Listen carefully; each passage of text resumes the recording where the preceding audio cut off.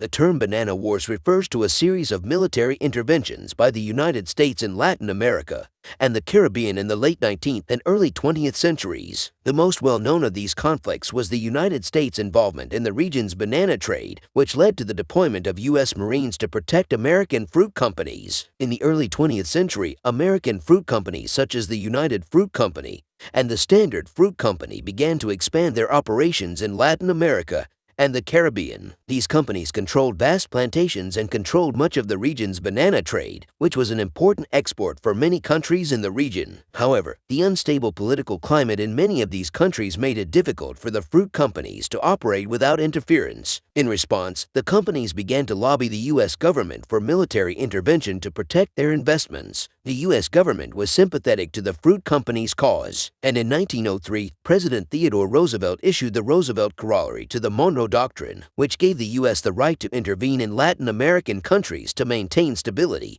and protect American interests. In the years that followed, U.S. Marines were sent to various countries in the region to protect American fruit companies. These interventions were often accompanied by violence, as the Marines clashed with local militias and insurgents. One of the most well-known conflicts of the Banana Wars was the U.S. intervention in Nicaragua in the 1910 seconds. The U.S. government sent Marines to the country to protect American business interests, including the United Fruit Company. The Marines were involved in a number of clashes with local insurgents, and the conflict dragged on for several years. Similar interventions took place in other countries in the region, including Honduras, Guatemala, and Cuba. The U.S. Marines were often seen as enforcers for American business interests, and their presence was resented by many in the region. The Banana Wars had a lasting impact on the political and economic landscape of Latin America and the Caribbean. The interventions by the U.S. government helped to entrench the power of American fruit companies in the region and contributed to the perception of the U.S. as a dominant